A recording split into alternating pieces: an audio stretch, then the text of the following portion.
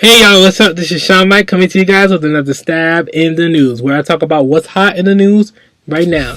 So before we get into all of that though, make sure you subscribe, comment down below, like down below, tell me some things you liked about the video, tell me some things you didn't like about the video, and all of that jazz. The first topic I want to talk about is the Rachel Dolezal situation. I know you all heard about it. NAACP was spoken in Washington, and she was a president posing as a black woman. Now we find out this lady's been white for the past 7 years, posing as a black woman. Everybody's been in uproar. Everybody's been going left and right with the situation, especially with this transgender situation with Caitlyn Jenner, and everybody's comparing it to that, and so on and so forth, and so on and so forth. And she lied back in 2002. She was posing as a white woman because she didn't get her she was saying that she wasn't getting her job because she was white, and it just turned into a whole big old thing. It's all broke on Friday about how this situation. I first saw it on Forest Rocks TV, and I was like, wow, this is crazy. And then it blew up into a big old thing, and it really made my eyes go bing, especially when I seen it on Lovely T when she was talking about when Caitlyn Jenner was announced and all of this stuff, and she was mentioning about transracial might be the next thing that's coming out, which is the term they're calling. I was calling it transcolor. She showed a clip of a Tyra show, I Hate My Own Race, and I really liked the Tyra show because she was a Montel Williams, Maury, Oprah, all combined, and I love that. Especially I love the topics that she was talking about, like I hate my own race, you know, all these other things people were shaming. Like I love those were the best shows. And I remember this episode where this guy was saying that, oh, I hate my own race, black people are ugly, I want to be white. So they posed him as a white man, and he walked around and he was happy. Oh, excuse me. Ooh, sorry. And he was happy being white and all of that jazz. And, you know, Tyra was just basically saying to him, like, I don't see you look white, you know what I mean? And it sounds like something mental. It sounds like something mental. And for her, it sounds like something mental, because people are asking her the question, what are you? Are you considering yourself African American? No, I identify with black. Which I'm thinking she's talking about black culture and the black things that goes on. Overall, you know, I can go on days with this. Overall, I can say thank you for the work that you did and all the stuff that you did for black people, because she's been helping out a lot. Working on NAACP, I mean, that's pretty much one of the biggest organizations to help blacks move forward. So I congrats you for that and all of that jazz. But overall, what I think about the situation, what you doing all this stuff, it questions what you're doing, your motives, your things that you've been doing. It questions everything. At least for me. On one side, I was like, yo, I ain't supporting this transracial stuff. Nah. Especially when Lovely T brought it up in her video. And I was just like, I'm not supporting this. As time gone by and people were comparing it to the transgender thing, I came to the conclusion, if, you know, I don't want people killing themselves because they want to be white, or they want to be black, they want to be Puerto Rican, they want to be Chinese. I really don't want people killing themselves. So if it makes you happy being a Chinese woman, a Spanish woman, or a black man, or a white woman, or whatever it is, do what you got to do. Just be authentic with it. And the thing with Rachel, she wasn't authentic with it. She's not even apologizing. My bad. Like, I didn't mean to come off like this. I just feel this, or I just feel that. I just want to get in depth with her story more. This can go on and on and on and on and on. I can go on and on about this situation. What I say is that I'm not fully supporting this transracial thing. I cannot understand it. But if it makes you happy, do what you got to do. That has nothing to do with me. But what I have to say is that, especially when we have aspects of the Tyra show, when people saying I hate my own race, black people looking ugly, they looking like monkeys, I'm not about that life. I'm not about supporting that. And especially I don't want young people out here thinking that, you know what, forget it, I'm tired of being called a monkey, I'm just gonna go bleach my skin. I don't want people out here doing that because of reasons like that, when you could just be talked to about your color is fine, things of that nature, you know what I mean? But for me, I just want to say, whatever makes you happy, Rachel, or people out there like this, Whatever makes you happy, do what you gotta do. That's what I have to say about the situation. I can go on and on and on about this, because I was to myself in the car and talking to myself like, yo, this is really crazy. Imagine people walking around doing this. Some people are gonna be saying they vampires or elves. I'm just saying, yo, do you. Tell me what you guys think about that situation, because that is just crazy for me. I'm just like, yo, the person needs help, but I just don't want people out here killing themselves. So it's a very touchy subject for me. Transracial is the new thing now, I guess. Transracial, wow. So the next thing I wanted to talk about was the Charleston AME shooting, which was in Charleston, South Carolina. There was 9 people that was killed during Bible study by a man named Dylan Roof. He literally waited until they were done with the Bible study and shot up the place, killing 9 people, which one of the people was the pastor of the church.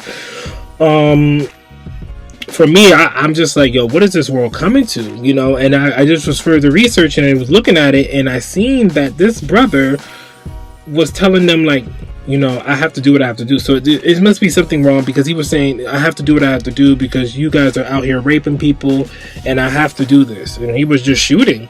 You know, it's just really crazy. It's really crazy out here. It's just really crazy. People just walking in churches and shooting up.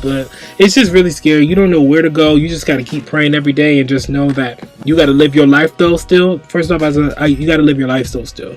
You got to still take a plane, even though 9/11. You got to still go to church because you got to pray. You have to keep living. These stories happen and they're unfortunate, but you gotta keep on living and keep the pride that is going to get better. But it's just crazy with these news stories and all these things going on, and they're trying to find a motive right now. This story is so developing because this just happened. I saw it ring up on my phone and I was just like, wow, because I have CNN notification on my phone, so I saw it on my phone and I was just like, wow, this is just crazy. It's just crazy that these things happen, you know what I mean? And you have stories like Rachel Dolezal and all these things that are coming in front of it that wouldn't get that full primetime news. We worrying about a lady that don't know what she want to do in her life, if she want to be white, black, and when we got bigger problems and issues to solve with. So my heart goes out to the families of everyone that's affected by this. This is just crazy. My heart goes out to Charleston, South Carolina, and them dealing with all of that. It's just crazy. It's just crazy in this world, man. We just gotta keep praying and keeping our heads up. And I mean, I don't even know what else to say about it. Just keep praying and put our heads. Next thing I want to talk about is the woman dollar bill, the $10 bill. Is actually going to be processed, and it's going to have a woman on it, and by 2020, which makes it the 100-year anniversary for the women's right to vote, which is the 19th Amendment. So I'm excited. I'm happy for that, because I talked about it being on a $20 bill with the Harriet Tubman situation. I don't know if we talked about that a long time ago, and I'm excited. I'm like, wow. I'm not saying that I didn't think it was going to happen, but I was just saying that let's start this in slow motion. But hey, the Treasury, they were open to it. They were like, hey, let's do this thing. And now by 2020, there's going to be a female on it. Now, I don't know how they're going to do the female voting process. I don't know if that same organization that was rallying for the Harriet Tubman is going to try again and try to figure out what to do on there. But I'm excited. I'm excited to see that. That's something that's big, especially for the women out there. Definitely, that's an amazing feat for history, of course, because this says 180 years. Money's been out and there's never been really a woman on the dollar bill. There's a woman on the, the $quarter, but there's never been a woman on an actual bill. So that's cool. Like I said, I supported it before. I'm telling y'all, I was supporting it, but I was just saying, whoa, you're going way too big because the controversy with everything. But we got transracial now. We got things happening in our lives. So we have a new norm, but we have new things happening in the world. So hey, you know what I mean? So we gotta keep it going. We have to keep it going. The next thing I want to talk about, and the last topic that I want to talk about, is Janet Jackson. Just give you an update of what's going on with her. She announced on my birthday, which was June the 15th, that she's going on tour, and she released all her dates, and she's going to be coming to Orlando, which I'm in Orlando, Florida. I'm debating on going or not because I need money. I need money. So money is tight right now, and I'm just like, and And I heard her ticket prices are not that much. It's not that expensive. So I'm like, hey, should I go? Should I not go? I haven't been to a concert since I went to Janelle Monáe's concert in 2013 in December.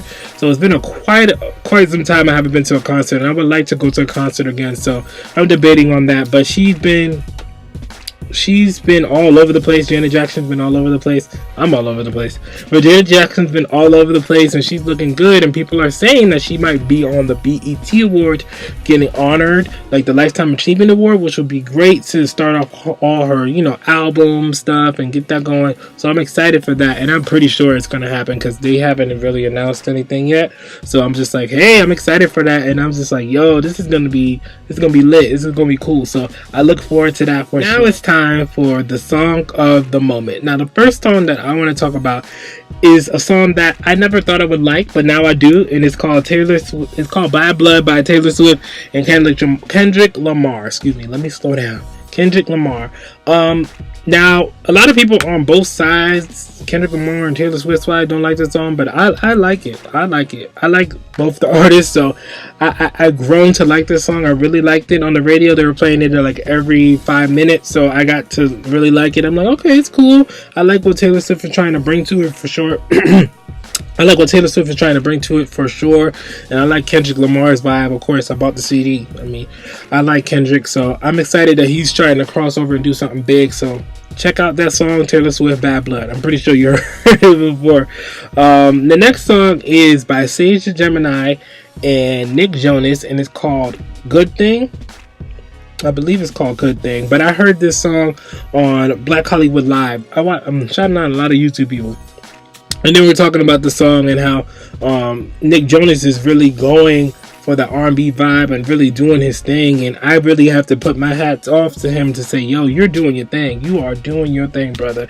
You're doing your thing. And I like Sage Gemini's vibe to it. To me, it's something different for him. So I like the song. I really do. I really like the vibe of it. It's really chill. It's cool. So check that song out. Another song to check out is E40. It's called Choices Yup. I like this song with the yup and nope. Yup, I saw it on Sway in the Morning. He was displaying a song and stuff like that, and that's one of my favorite radio people to watch, by the way. And he was talking to E40, and E40 was playing his music, and I really like the song. I have to just give E40 a shout out. Oh, excuse me. Ooh, I just felt like I was getting hit by the spirit or something.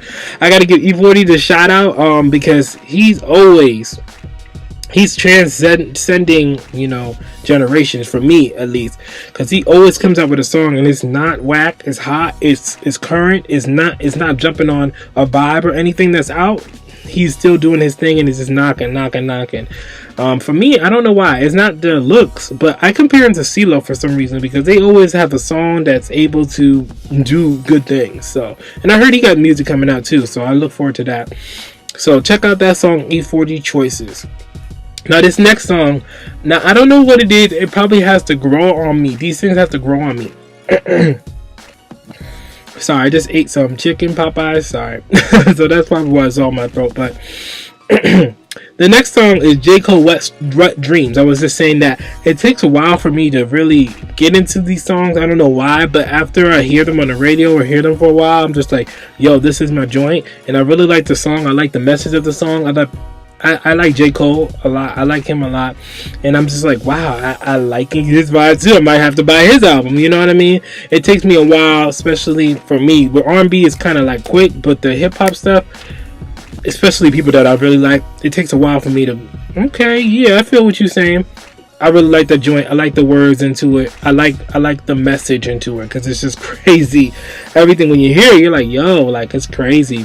It's crazy that a lot of people go through that, So that's Wet Dreamz by J. Cole. And the last song is by Luvbug. Now this is a group from London. I found this on Black Hollywood Live as well. And they were promoting it on there. And they were talking about, this is a dance kind of DJ kind of music producer group, think of David Guetta and stuff like that. And it's called Revive. I really like the vibe. I love the song. Of course, it's the dance music. I love that dance kind of sound, that dance kind of music. Definitely, for sure. That's all me right there. I love that vibe. I love that vibe. I just love that vibe. It just sounds like old, like 90s music and stuff like that. I like that vibe. So check out Revive by Luvbug. So anyway, y'all, this is Sean Mike coming to you guys with another stab at the news. Tell me what you guys think about all the topics down below.